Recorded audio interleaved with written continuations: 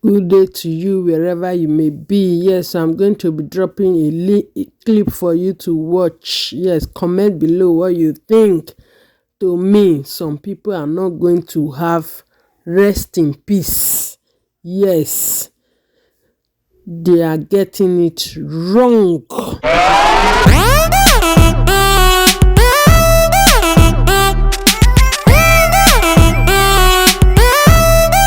Check it out. Check it out.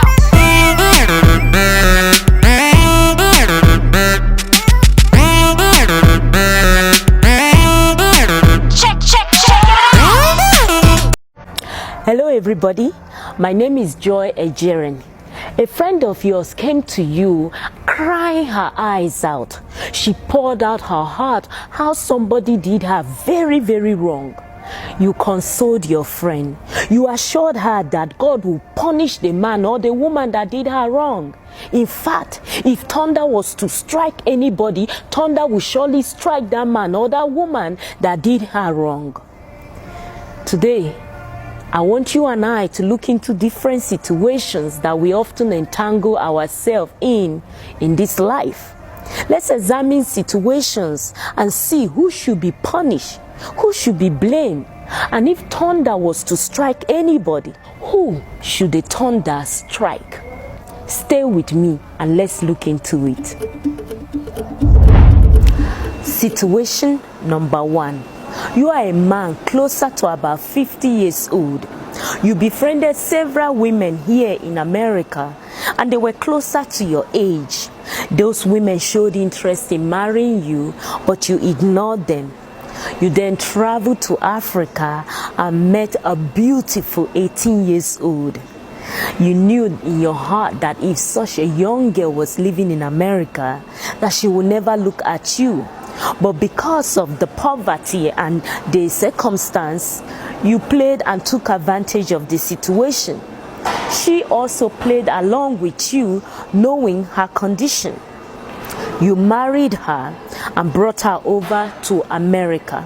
Few years here in America, she's well established and she knows her left from her right.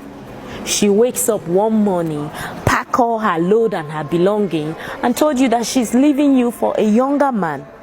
You pleaded with her and pleaded with her, but she wouldn't budge. She packed up all her belonging and left you for a man closer to her age. Who is the victim? Who is to be blamed? If thunder was to strike somebody, who should it be? Situation number 2. You are a young lady and a man enticed you to date you. You soon discover that this man that you are dating is a married man.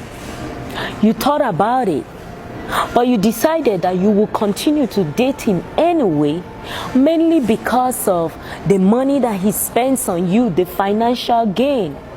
Besides, he promised that he will leave his wife for you. And so you continue in the relationship. Few months later, you discover that you are now pregnant for him. The moment that you told him that you are now pregnant, he is angry and furious. He threatens you and tells you to abort that baby and that he no longer wants anything to do with you. In fact, word got to his wife that a lady may be pregnant for her husband. The man now said to your face in front of his wife that he doesn't know you, he has never laid his eyeball on you, and that you are a stranger trying to destroy his family. You run over to your girlfriend's house and poured out your heart and begin to rain insult on the man, breathing fire and brimstone. You are very angry at this man and you said that God will punish him and that thunder will strike him. But hold on a minute. Who is to be blamed? Who is to be punished? And if thunder was to strike, who should thunder strike?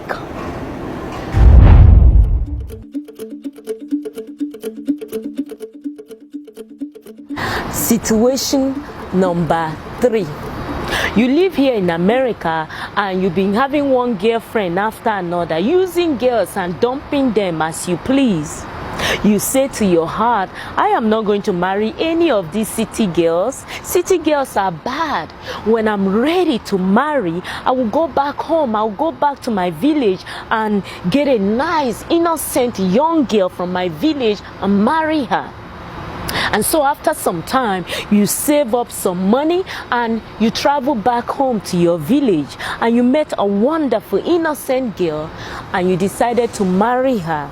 Since she told you she's a virgin, you preserve your wife to be until after all your wedding ceremonies. At night, you went in to be with your wife.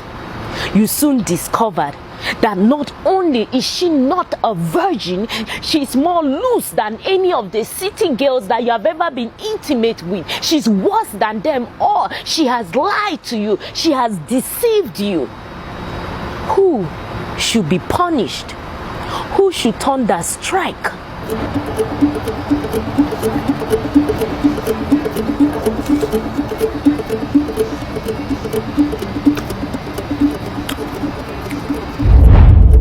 Situation number 4. You are a married man, but you have a girlfriend. You call her your side chick, and you have spent so much amount of money on her because you want to keep her quiet, since you know that you are a married man and she knows it. And so she played along. One day, your side chick called you over the phone and told you that she's ending the relationship. She wants to get married to her little boyfriend. You said no, she cannot leave you. You have spent so much money on her in order to keep her as your side chick. I mean, you go above and beyond just to keep her. How can she try to leave you right now? You are at home and your wife is serving you dinner, and she's beginning to notice that something is wrong. You abandon the dinner and you go into the office to call your friend. How could this girl do you like this? How could she do you so wrong? You mean all this while that she's been your side chick, she also had a little boyfriend on the side? Because who wake up one day and get married? That means she's been having her little boyfriend on the side all along while being your side chick. Hold up. All the money that you've been lavishing on her, was she giving it to her little boyfriend? How could she be so wicked? God must punish. Hold up. Who should be punished? And if thunder was to strike anybody, who should thunder strike? It is quite unfortunate that a lot of men and women are living the lifestyles that I just described to you. The Bible declares that this kind of lifestyle are works of the flesh. Fornication, adultery, covetousness, contentiousness, malice, anger, lies, deception, all the works of the devil. The Bible also made it very, very clear that any man, any woman, it doesn't matter if you are famous, if you are not famous, if you are rich, if you are poor, whatever you are, the Bible is clear that anyone that practices this lifestyle will not make it to heaven. Your friends and your families may come together and cry their eyes out and pour their heart out in all kinds of emotional speech after you die.